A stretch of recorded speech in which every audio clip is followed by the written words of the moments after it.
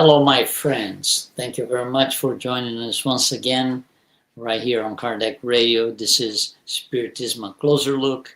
And once again, we do this program every Wednesday at 7 p.m. Eastern Time. Broadcasting tonight from Porto in Portugal, Luiz Lima here.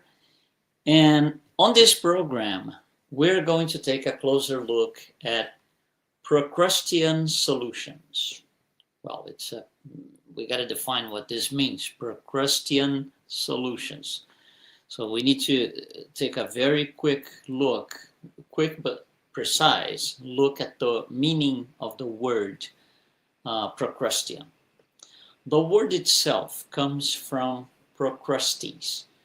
Procrustes was this character in Greek mythology. He had this sort of a hotel or an inn on the sacred way between Athens and Eleusis. So two big cities, a lot of people coming in and out, and it was a long shot. So, a lot of people had to rest somewhere along the way. So he had this inn, per se, using a more, I would say, modern word. And he would offer travelers to spend the night in his inn. He would serve some food, and so just like a typical hotel in today's modern words. But the problem is, he would take the traveler to his room, to his bed, but according to him, the traveler was supposed to fit to the dot on the bed in such a way that when the traveler was laying down, his height had to be the exact same length as the bed. If it wasn't the same way, the visitor, the passerby, would be in trouble. If the legs were too long, Procrustes would just simply cut them or amputate the legs. If the legs of the visitor were too short, Procrustes would stretch them as much as he could until the traveler died. So no matter what, the traveler would die. However, there was a slim chance that he would get a visitor who fit to the dot. To avoid this, to avoid such a thing, Procrustes had two different beds with two different lengths. So no matter what, he would put the visitor on one of the beds that he knew he wasn't going to fit. He wasn't going to fit to the dot. So he would always kill people, no matter what, because, he had two beds. Nobody would ever fit to the dot. And he was known for this. It was a known thing, so people were afraid of him.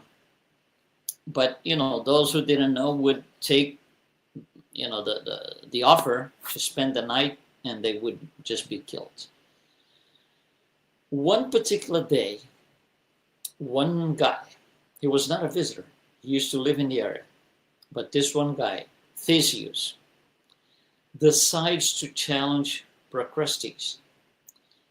And he said, I'm going to fit him to his own bed. So he goes to Procrustes and says, I'm going to try to fit you to your own bed, and you're not going to fit. And Procrustes starts laughing and says, but my bed is made exactly for me, to the dot. And Procrustes then takes the challenge from Theseus and says, okay, I'll lay down here, and you're going to see that you don't have a case. So Theseus lays Procrustes down in his bed. However, not in the normal way. He lays him down 90 degrees, the standard lying position, so his legs and his head were off the bed. Because he had the bed this way, instead of fitting Procrustes this way, he would fit it this way.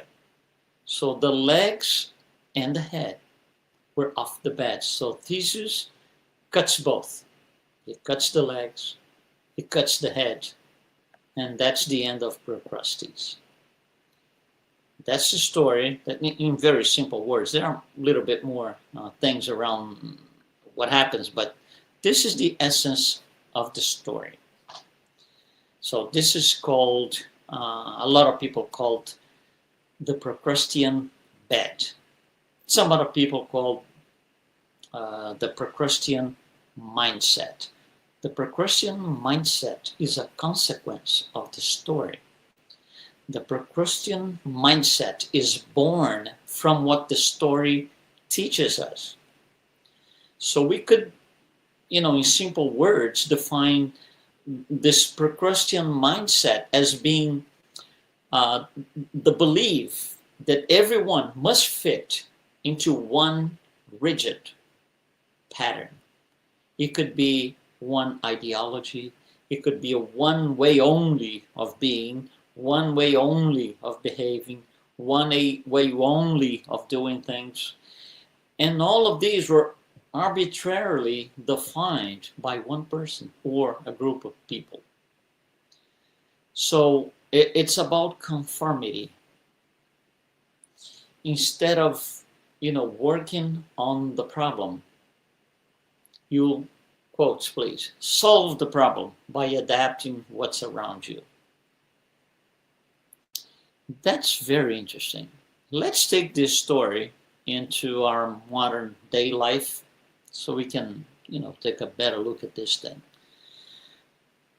Procrustean solutions are way more common than we can probably tell in our, day by day, but they are active part of our lives, believe it or not. Let's look at a few examples. Every time we expect others to think, to feel, to believe exactly like we do. Every time we do this, we are signing off our actions as procrastinates. So instead of, let's see what this person is thinking. If they don't think alike, let me cut their legs. Same feeling. If you don't feel like I feel in relation to this particular situation, to this particular circumstance, that's it. I'm going to cut your leg. There's a very modern word for this. It's called cancel culture. Cancel culture, pardon. Cancel culture is this, I would say, modern way of looking at the Procrustean bed. If you don't believe exactly like I expect you to, that's it. You're canceled. So when institutions or groups or businesses, they impose a uniform behavior without consideration or compassion for individual differences, that is a Procrustean solution that they are proposing. When we measure worth, worth by appearances, by social norms, by material success, that's Procrustean solution.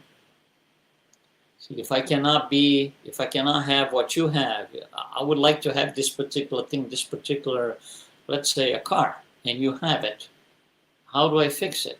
Oh, that car is horrible. It's the worst thing ever. That's a Procrustean solution. So if I can't have it, it's bad. So such attitudes create, to begin with, suffering, because the Procrusteans of the modern societies, they have all the time to be monitoring things because they need to control things, to cut legs here and there or stretch legs here and there. And it creates a lot of suffering.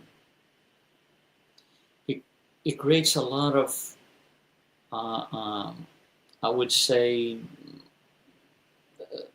excessive use of the brain unnecessarily. When I mean brain, I mean biologically, unnecessarily.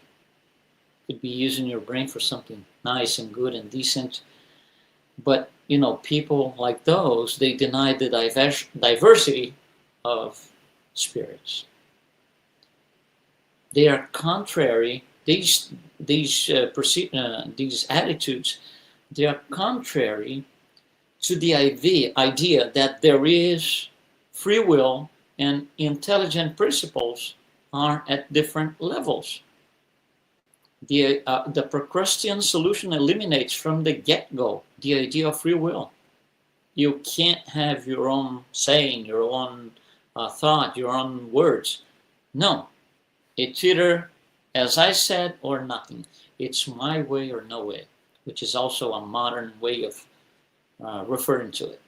So when you look from this, from the Spiritist point of view, and as we know, we were all created simple and ignorant, and we evolved.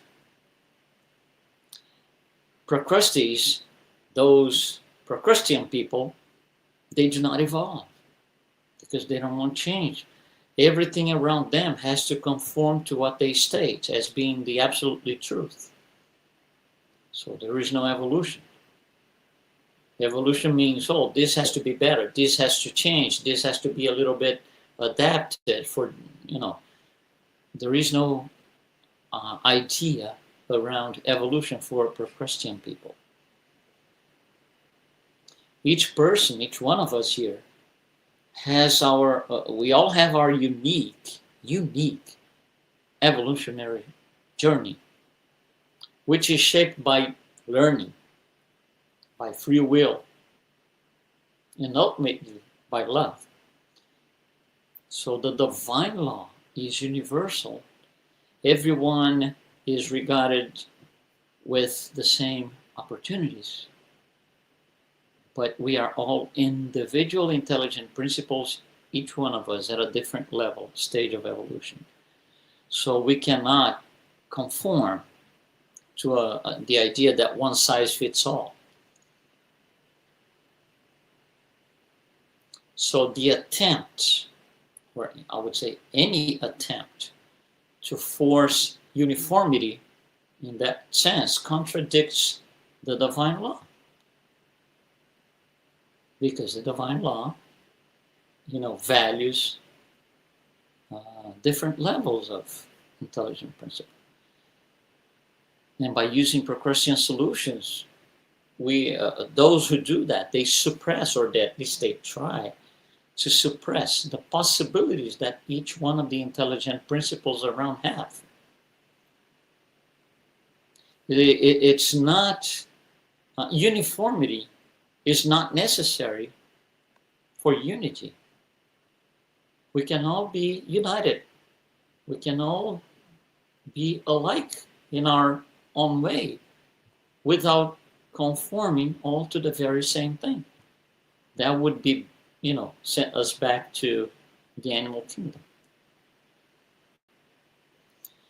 So in spiritual practice, or if you go to, for example, Spiritist centers, we will find, it happens in subtle circumstances, but we will find Procrustean solutions inside Spiritist centers, for example, or religion congregations, stuff like that.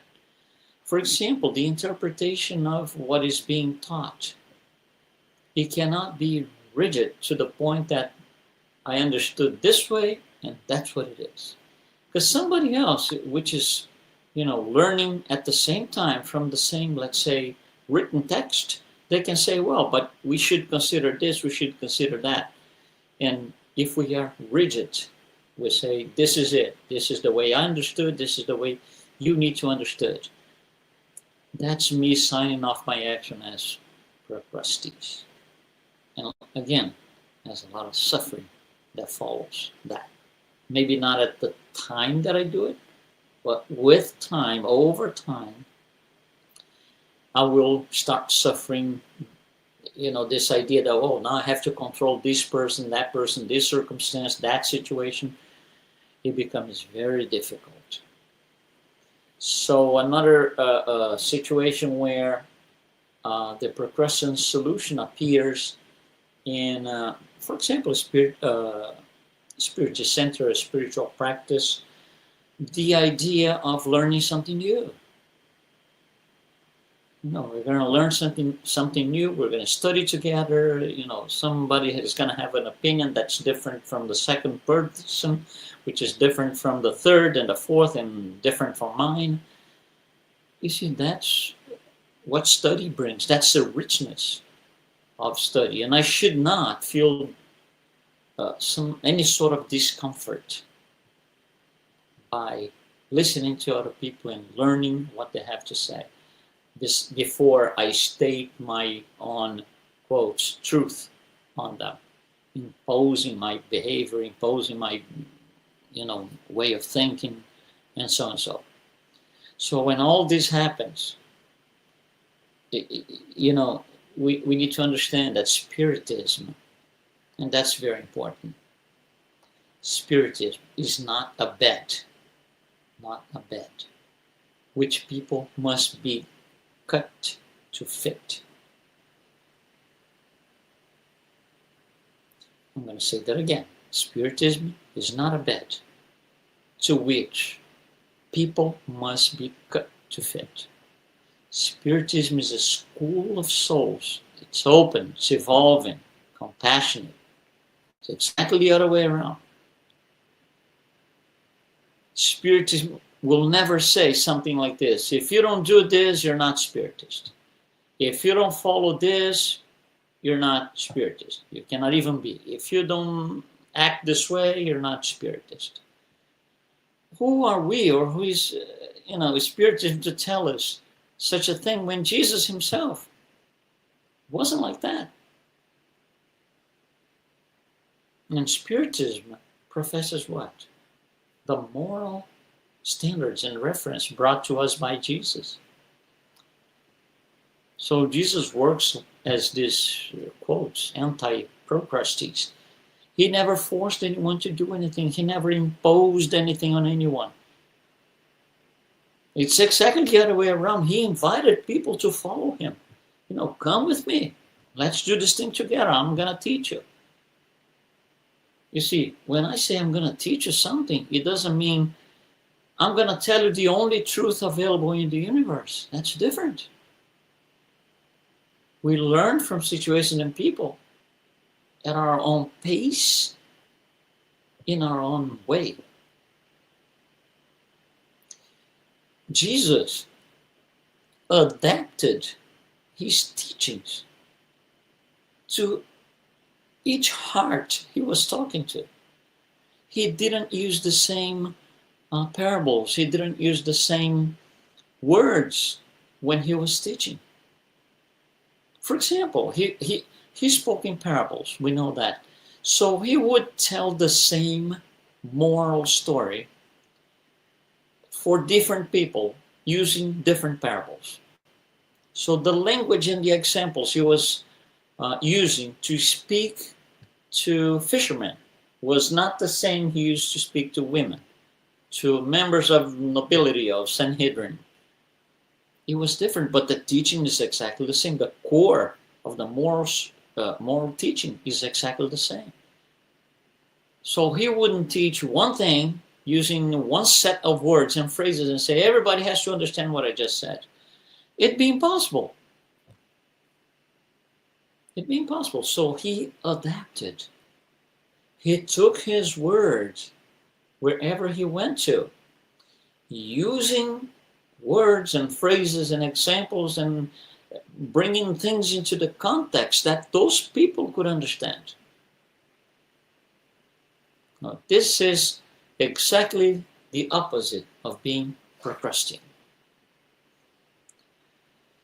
So, like I said, I brought some examples of how easily we can become this Procrustean person with our attitudes. How can we avoid that? How can we avoid because we all have it, how can we avoid Procrustean tendencies?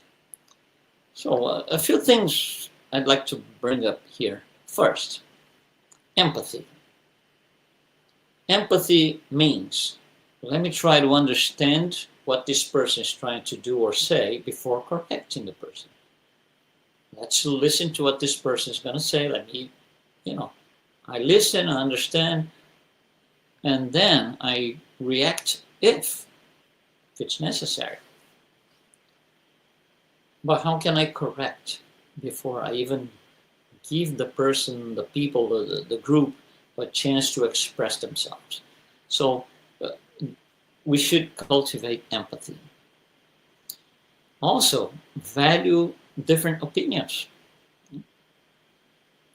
Differences are not necessarily opposing poles.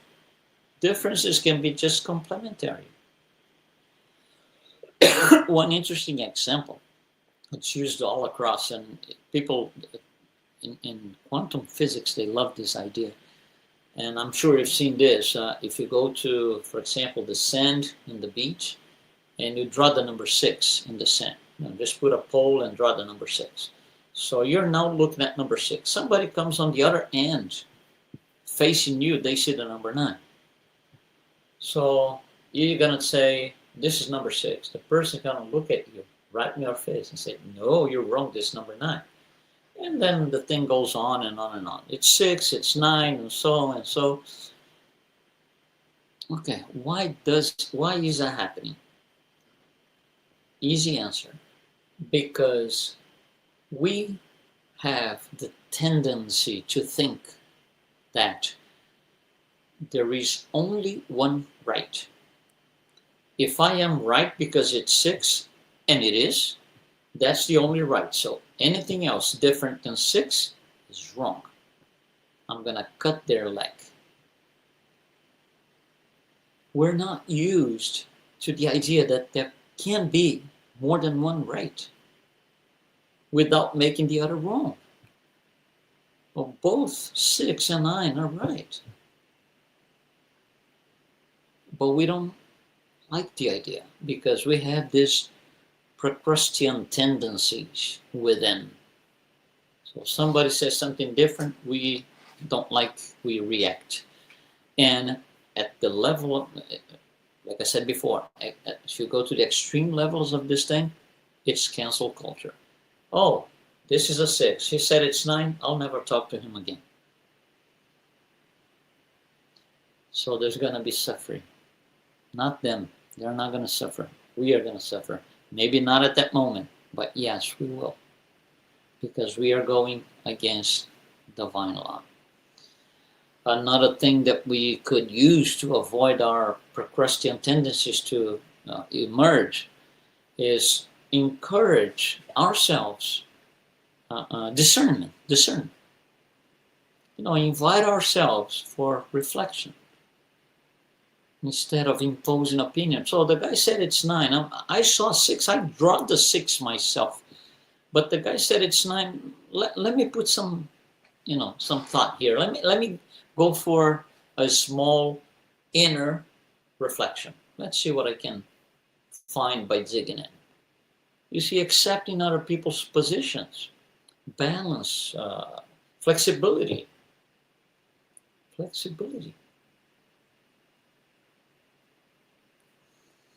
So, if we can kind of summarize all of this, we could say that the Procrustean mindset has a goal. That was the goal Procrustes was trying to achieve. The goal is perfect conformity. Now, if you're going to conform to something, you have to give me the model. Where is the model? For Procrustes, the model was him. And again, we do the same thing. We expect people to conform to our goals. And what is the result of that goal? Goal being perfect conformity.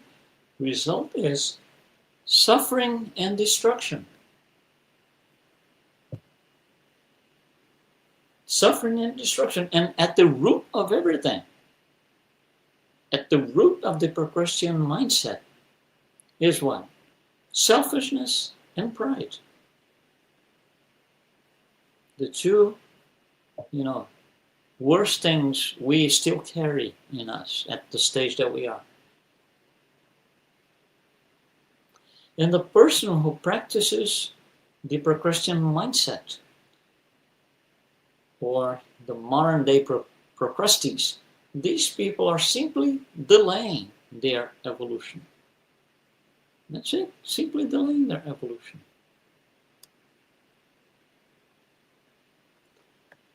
So the myth of Procrustes is about the use of violence in any form to impose conformity. Spiritism teaches exactly the other way around. Liberation of the spirit through what? Education, respect, fraternity, charity. It's exactly the other way around. Spiritism encourage us to enlarge our understanding. Let's, see what's around. Let's look around. Let's see what the options are, instead of just being, looking at this one fixed point in time, which is ourselves. So Spiritism will invite us to offer ourselves a different path of charity, humility, and above all, Spiritism respects all sincere beliefs, all, it never imposes dogmas, it never does anything like this. It invites for reasoned faith, which is exactly the other way around from the idea of a Procrustean bet.